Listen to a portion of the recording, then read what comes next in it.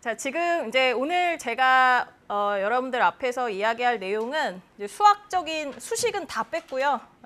아주 간단하게 이제 머신러닝이 이런 거다라는 것을 이제 소개하는 내용으로 간략하게 구성을 해봤습니다. 아마 여러분들 굉장히 좀 얼굴도 많이 상기되어 있고 지친 것 같은데, 자, 좀 쉬어가는 타임이라고 생각을 하고 들으시면 좋겠습니다.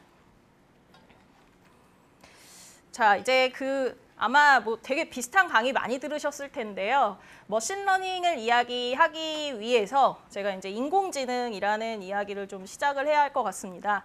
지금 이 영화는 스티븐 스필버그 감독의 영화 AI라는 영화고요. 2001년도에 개봉이 됐는데 여러분들 아마 2001년도생 그 이후에 태어났나요? 어떻게 됐나요, 지금? 아닌가? 네, 그 근래에 태어난 친구들이 많겠네요. 자, 이 영화 보시면은 이 지금 데이빗이라는 이 어린아이가 로봇이에요.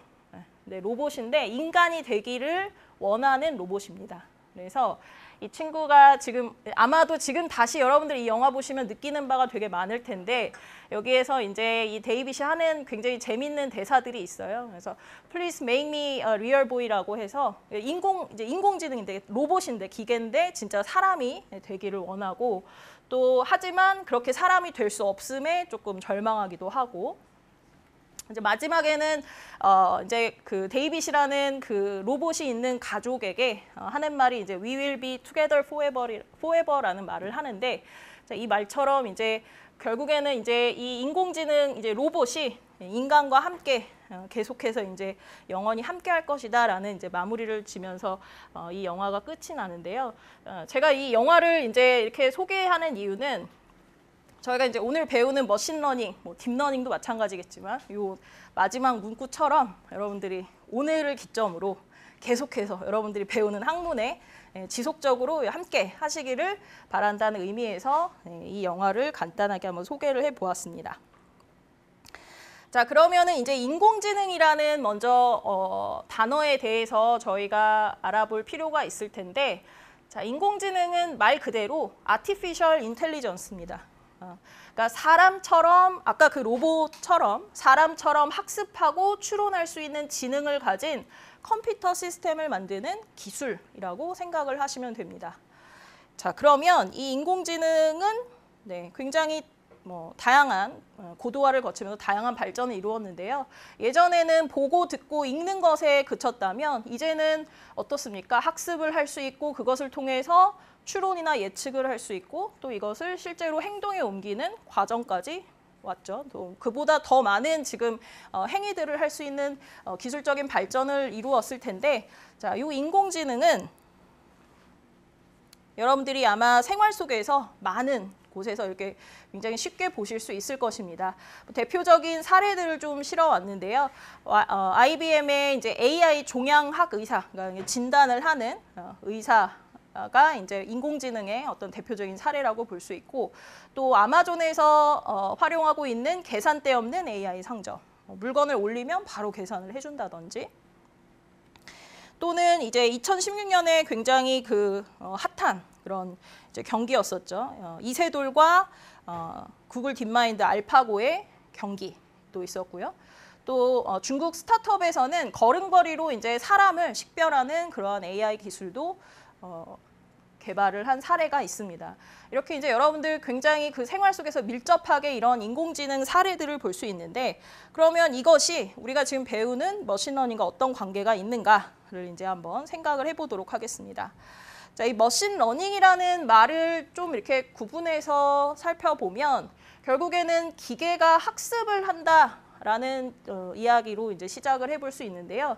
자, 제가 요 아래 이제 그림을 그려 두었습니다. 이제 데이터를 통해서 이제 기계가 규칙을 찾고 그것을 기반으로 이제 어떤 새로운 문제를 해결하는 일련의 과정을 이제 우리가 기계가 학습을 한다라는 것으로 이제 규정을 해보려고 합니다.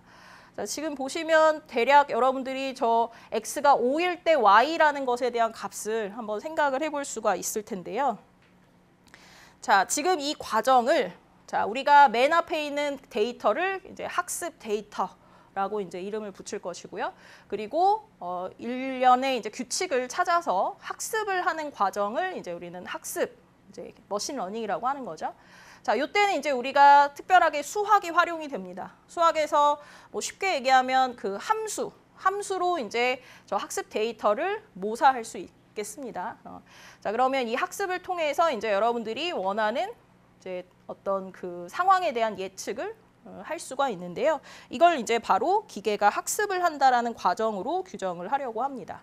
자, 다시 얘기하면 기계, 머신, 그리고 학습, 러닝으로 바꾸면 이 과정이 이제 여러분들이 머신 러닝으로 이해할 수 있는 어떤 계략적인 그림이다라고 볼 수가 있겠습니다. 자, 그러면 지금 제가 이야기했던 이 머신 러닝은 제가 이제 이 이야기의 서두에 이야기했던 인공지능의 하위 분야라고 생각을 하시면 되겠습니다. 그래서 기계가 데이터를 통해서 자동으로 학습해서 의사결정이나 예측 등을 수행하는 기술을 이제 우리는 인공지능의 하위 분야인 머신러닝으로 규정을 하려고 합니다. 자, 그러면 여기에 있는 이제 자동으로 학습을 한다라는 것에 대해서 조금 더 디테일하게 들어가 보면, 자, 자동으로 학습하는 방법에는 지도학습, 비지도학습, 그리고 강화학습이라는 이제 내용으로 이렇게 나눠볼 수 있는데요. 이것에 대해서 간단하게 제가 여러분들과 함께 생각해 보도록 하겠습니다. 자, 먼저 지도학습은 정답이 주어진 상태에서 학습을 하는 방법입니다. 예를 들어 여러분들 내일 모레 이제 중간고사예요. 수학 중간고사라고 한다면 여러분들 당연히 이제 그 개념과 관련된 문제집을 풀면서 여러분들이 공부를 하겠죠. 그래서 소위 말해 학습을 하겠죠. 그리고 시험 문제에 나온 문제를 이용해서 그 문제의 정답을 맞추려고 할 것입니다. 자, 그런 일련의 과정을 이제 여러분들은 지도학습이라고 생각하시면 돼요. 정답이 주어진 상태, 그러니까 문제집 같이 뭐 어떤 예제와 정답이 있는 상황에서 여러분들이 충분히 학습을 하고 그것으로부터 새로운 데이터를 예측하는 방법. 자, 그래서 지금 컴퓨터에 수많은 사자와 기린의 사진을 제공해주고, 자, 저렇게 생긴 사진은 사자고 저렇게 생긴 사진은 기린이다라는 정보를 제공하게 되면 결국에는 컴퓨터는 이제 정답을 미리 이제 학습하게 됩니다. 그러면 요 내용을 기반으로 새로운 이제 사진이 들어왔을 때 그것이 사자인지 기린인지 알아맞히게 되는데, 이런 과정을 이제 지도학습이라고 생각하시면 되겠습니다. 자, 그러면 비지도학습이라는 것은 정답이 주어지지 않은 상태에서 학습을 하는 방법이라고 생각을 하시면 되겠습니다. 동일하게 수많은 사자와 기린의 사진을 컴퓨터에게 주지만 저 사진이 사자다, 기린이다라는 정보는 주지 않습니다. 그리고 컴퓨터는 단순히 저 사진들의 특성만을 가지고 뭐 패턴을 가지고 구분을 할 수도 있고요. 자, 그래서 그 데이터를 가지고 이제 저렇게 사자처럼 생긴 사진들을 모아서 갈색 갈기가 있고 검은 꼬리가 있는 동물이라고 구분을 하고, 또 기린처럼 이렇게 목이 긴 사진들을 모아서 노랗고 목이 길고 얼룩무늬가 있는 동물이다라는 구분을 통해서 비슷한 사진끼리 구분을 하고 이것을 통해 정답을 추론하는 형태의 방법을 우리는 이제 비지도 학습이라고 이야기를 합니다. 그래서 보통 이제 지도 학습은 어떤 주어진 데이터에서 정답을 예측할 때 많이 사용을 하고요. 또 비지도 학습은 이제 보통 이제 어떤 데이터들의 패턴이나 연관관계를 만들 때 많이 활용을 합니다. 꼭 뭐 정답은 또 제가 이야기하는 것이 모든 것에 대해 해당되는 건 아니니까 참고로만 들으시면 되겠습니다. 자, 그 다음에 세 번째로는 강화학습이 있습니다. 강화학습은 현재 데이터에서 여러분들이 어떤 행동을 취하는 것이 정답인지 아닌지에 따라서 보상을 주면서 조금 더 최적으로 그 학습 그 방법을 조금 더 학습력을 높이는 형태의 학습을 이제 강화학습이라고 이야기를 합니다.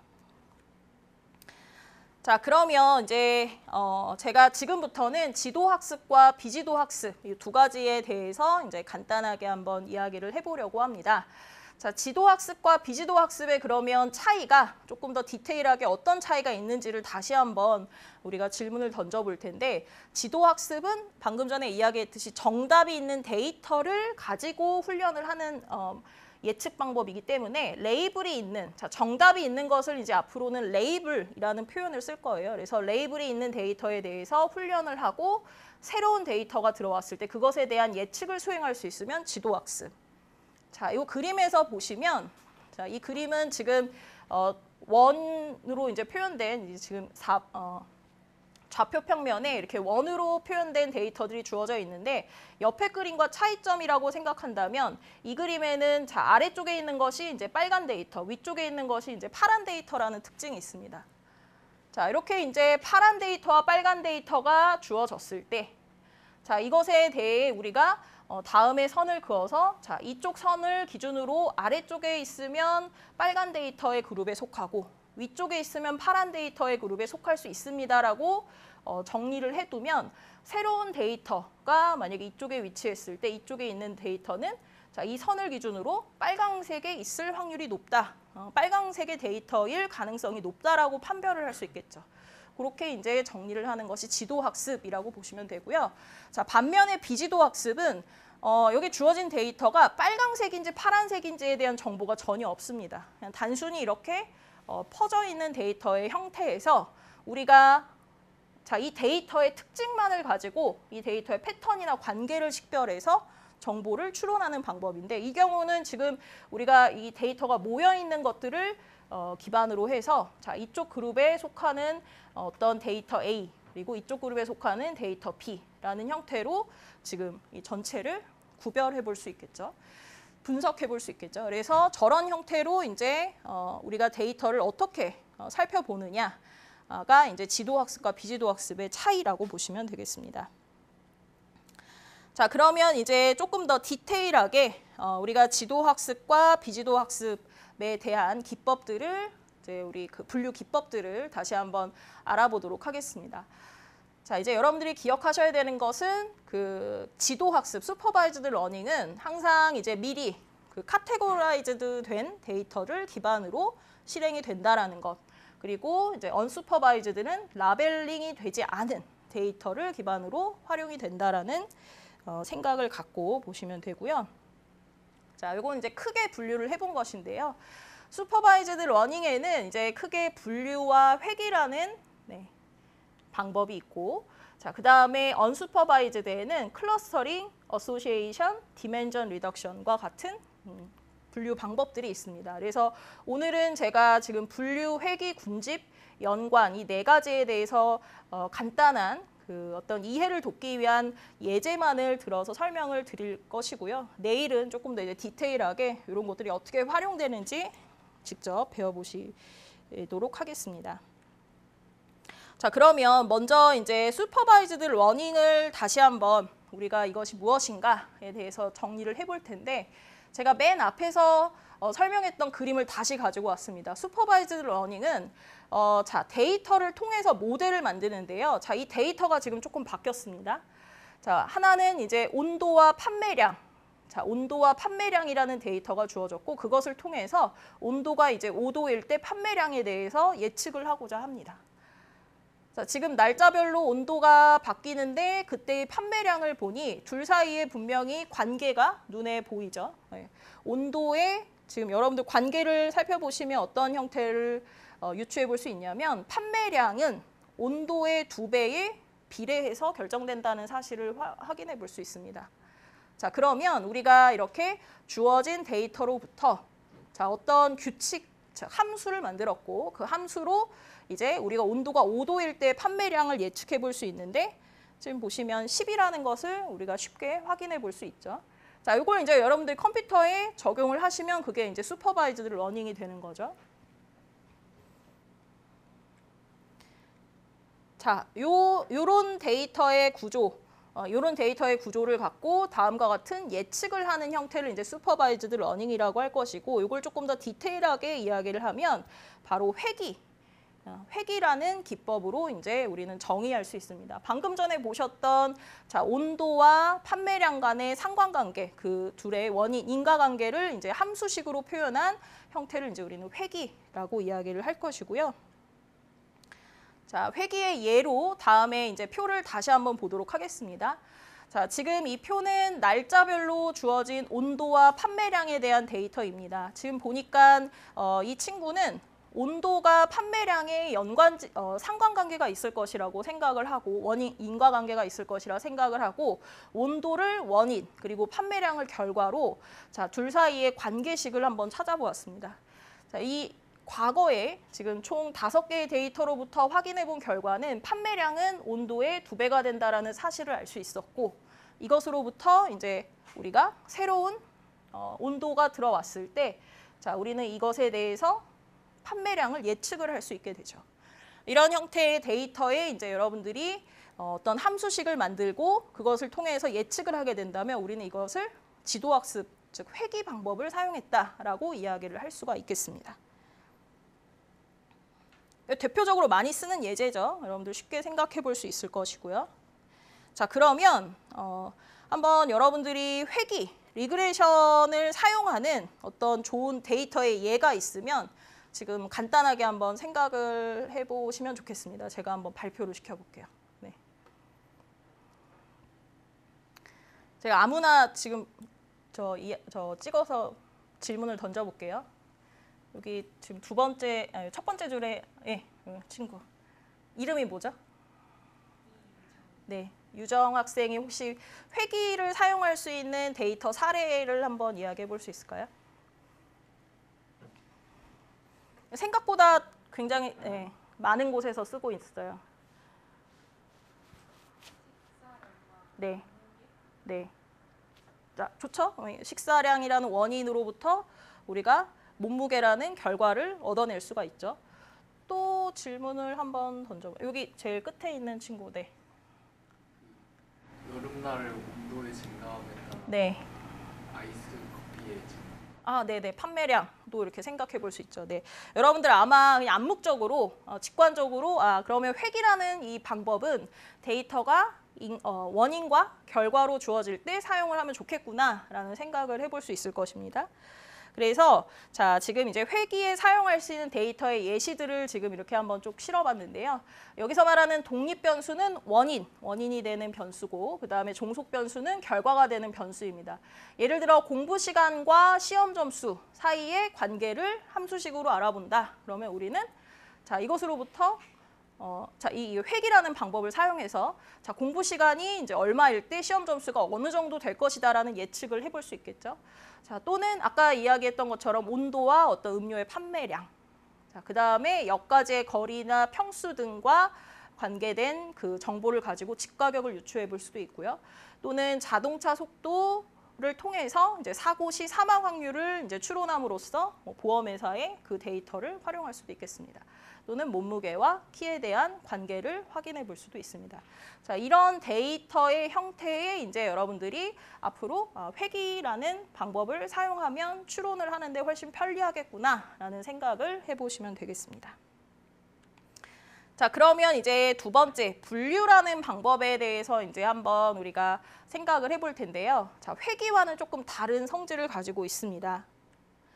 자, 분류는 이런 그림을 하나 생각을 해보시면 좋습니다. 여러분들 그 메일함을 보시면 자, 제가 이야기하지 않았는데도 알아서 좋은 메일과 스팸 메일이 잘 구분이 되어 있죠. 자, 이런 것들이 분류의 대표적인 예라고 볼 수 있습니다. 자, 물론 스팸이 그냥 자동적으로 바로 스팸이 분류된 건 아니죠. 네. 자, 이것도 이제 그 좋은 사례를 한번 생각해 볼 텐데 이건 바로 우리가 예시를 보면서 생각해 보겠습니다. 자, 이 스팸 메일 여부부터 한번 요 사례를 보시면 자, 이 메일의 제목이나 발신인이나 내용과 같은 정보들을 토대로 자, 이것이 스팸인지 아닌지의 여부를 판별하게 됩니다. 네. 이런 것들을 이제 우리는 분류한다라고 이야기를 하죠. 자, 다른 예제도 한번 보겠습니다. 공부 시간을 통해서 자, 어떤 시험의 합격 여부, 합격과 불합격을 구분할 수 있고요. 또는 종양의 크기나 두께를 이용해서 이 종양이 악성인지, 그러니까 양성인지 음성인지를 구분할 수도 있습니다. 또는 와인의 품종이나 산도, 당도 등을 통해서 와인의 등급을 구분할 수 있고요. 또는 고기의 지방 함량, 육색 등을 통해서 소고기 등급을 구분할 수 있습니다. 자, 이것이 바로 지금 분류를 사용할 수 있는 데이터의 예시가 되는데 여기서 이제 여러분들이 하나 생각하셔야 되는 건 자, 이 지도학습에서 그러면 회귀를 사용할 때와 분류를 사용할 때 데이터에 어떤 특징들이 있는지를 이제 구분해 보실 수 있어야 합니다. 자, 지금까지 배운 내용을 정리를 해보면 여러분들이 가지고 있는 데이터의 독립 변수, 와 종속 변수가 있고, 다시 얘기하면 원인과 결과에 대한 데이터가 존재하는데, 특히나 이 결과에 대한 데이터가 숫자로 표현된다면 여러분들은 보통 이제 회귀 방법을 사용을 하시면 되고요. 분석을 할 때. 자, 그런데 반면에 이 종속, 결과의 형태가 이름으로 주어지는 경우, 아까처럼 뭐 와인의 등급이나 아니면은 뭐 시험의 합격 여부와 같이 이름으로 분류되는 경우에는 분류 기법을 활용하시면 됩니다. 자, 여기 있는 지금 숫자와 이름이라는 이 표현을 우리가 이쪽 데이터 사이언스에서 사용하는 용어로 좀 바꾸어서 표현을 해보면, 다시 얘기하면 종속 변수가 양적 데이터일 때, 그러니까 양적 데이터라는 건 숫자로 표현할 수 있는 데이터라면 여러분들이 이제 회귀 분석을 사용하시고, 그 다음에 종속 변수가 숫자로 표현되지 않는 범주형 데이터일 때는 분류 기법을 활용하시면 된다라는 내용을 말씀드리겠습니다. 자, 여기까지가 이제 우리가 지도학습의 어떤 대표적인 방법과 또 그것을 활용할 수 있는 데이터의 예시였습니다. 자, 그림으로 이제 다시 한번 살펴보면, 자, 리그레션이라는 회귀는 어떤 데이터를 대표할 수 있는 함수식을 찾는 방법이고, 그러면 이것을 통해서 이제 앞으로 여러분들이 어떤 이쪽에 있는 데이터에 대한 정보는 이 빨강색의 함수식으로부터 유출을 할 수 있게 되는 것이고요. 그 다음에 이제 분류라는 기법은, 자, 이 두 개의 데이터에 대한 정보가 다음과 같이 뭐 A와 B로 주어져 있고, 그것을 이제 분리할 수 있는 선을 찾는 것으로부터 이제 우리는 클래시피케이션, 분류를 한다라고 이야기할 수 있습니다. 두 개 모두 다 자, 이렇게 미리 분류된 데이터를 기반으로 만들어진다는 것, 원인과 결과에 대한 정보를 기반으로 만들어진다는 점을 기억하시고, 자, 이 부분에 대해서는 내일 아마 여러분들이 좀 더 구체적으로 학습을 하게 되실 것입니다. 자, 이제는 비지도 학습에 대해서 한번 정리를 해볼 텐데요. 자, 이 뭐 지도 학습 말고도 이 비지도 학습도 굉장히 많이 활용되는 방법입니다. 자, 이 비지도 학습에 그러면 제일 먼저 우리가 군집화에 대해서 한번 알아보도록 하겠습니다. 자, 이게 이제 지금 이 군집화를 배우게 되면 학생들이 좀 일부는 군집화와 분류에 대한 그러니까 방법론을 조금 헷갈려하는 친구들이 있는데, 자, 그것에 대한 좀 정리부터 우리가 하고 넘어가 보도록 하겠습니다. 자, 분류라는 것은 방금 전에 지도학습에서 봤던 방법 중에 하나였죠. 분류는 이미 주어진 데이터가 자, 노란색, 빨강색이라는 정보를 알고 있어요. 그리고 노란색과 빨강색을 구분할 수 있는 선을 찾는 것이 이제 분류 방법이라고 이야기할 수 있고요. 반면에 군집화는 자, 이렇게 보시면 돼요. 이것이 빨강색인지 노란색인지 전혀 모릅니다. 모두가 빨강색이라는 데이터의 정보를 알고 있는데, 다만 이것들이 얼마큼 밀집해 있냐의 정도를 가지고 구분을 하는 방법이라고 보시면 됩니다. 따라서 비지도 학습의 군집화는 자, 지금 제가 마지막에 실은 저 좌측에 있는 그림으로부터 충분히 이해를 하실 수 있겠죠? 그렇죠? 네. 자, 한 번 더 예제를 보면 이 군집화의 대표적인 방법 중에 K-민즈라는 방법이 있습니다. K-민즈는 여러분들이 이제 군집을 몇 개를 해라라고 이제 설정을 해주면 그 개수만큼 데이터를 이제 모아주는 그런 역할을 하는데요. 자, 요 전이 이제 원래의 데이터, 로우 데이터고, 그 데이터들은 지금 모두 다 연두색의 성질을 갖고 있습니다. 그런데 제가 여기에 자, 명령을 해서 3개로 얘네들을 분리해라 라고 명령을 주면, 자, 이 데이터를 기반으로 3개의 그룹으로 그룹핑을 하게 됩니다. 자, 지금 보시면 애프터 K-민즈를 보시면 3개의 그룹으로 이렇게 분리되어 있는 걸 보실 수 있고, 보통 이 경우는 이제 거리를 기반으로 이 데이터들이 얼마큼 이제 밀집되어 있는지를 추론해서 이런 그룹핑을 하게 되는데, 자, 이런 방식으로 하는 것이 바로 군집화다 라고 기억을 해주시면 좋겠고요. 자, 그래서 군집화를 다시 한번 정리를 해보면, 자, 레이블이 없는, 정답이 없는 학습 데이터들의 단순 특징만을 분석해서 이게 서로 동일하거나 비슷한 특징을 갖고 있는 데이터들끼리 그룹핑을 하는 방법이다 라고 생각을 하시면 돼요. 자, 여기 이제 대표적인 예를 제가 여기에 두 가지를 실어 놓았는데요.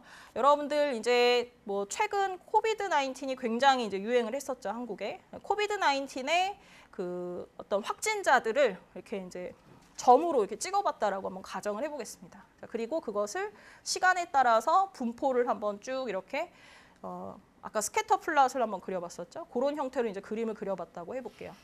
그러면 자, 그것을 가지고 여러분들은 이제 군집을 해보는 거예요. 이 코비드-19 데이터가 어느 지역에 많이 밀집되어 있는지, 이 확진자들이 혹은 시간에 따른 데이터를 보니 이 확진자들의 군집이 어떻게 커지고 있는지 이를 구분을 해서 자, 질병의 분포의 면적이나 확산 경로를 파악함으로써 역학조사를 하는데 활용을 할 수 있습니다. 이런 군집 분석이. 또는 고객의 소비 성향을 가지고 이제 군집 분석을 하게 되면 소비 성향에 따라서 홍보를 하는데 활용을 할 수가 있는데요. 예를 들어 어떤 사람이 과소비를 하는지 아니면 조금 신중하게 물건을 고르는데 비싼 물건을 사는지 이런 군집 분석을 하면 이제 이 소비자들에 맞게 쿠폰을 뿌린다든지 그런 어떤 홍보 전략에 이런 군집 분석을 충분히 활용을 해볼 수가 있겠죠.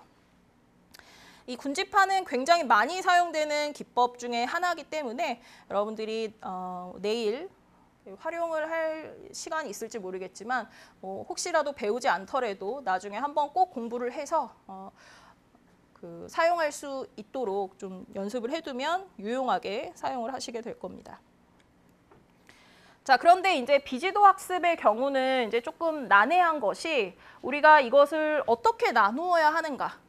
어떤 몇 개의 군집으로 나누어야 하는 것에 대한 어떤 그런 이제 어려움이 존재할 수 있는데 예를 들어 지금 이 그림 같은 경우에는 제가 만약에 두 개의 군집으로 나누어라 라고 한다면 최대한 얘가 가장 모일 수 있는 두 개의 군집으로 나누었을 때 지금처럼 빨강색과 하늘 색깔의 두 가지의 그룹으로 나눌 수가 있고요. 자, 혹은 네 개로 나누어라. 네 개로 나누어라고 했더니 자, 이 그룹은 지금 이렇게 네 개의 그룹으로 나누고 있습니다. 자, 과연 이것이 좋은가? 뭐 정답을 이야기하기 힘들죠. 6개의 군집으로 나누라고 했더니 지금 저런 형태의 군집으로 나누고 있습니다.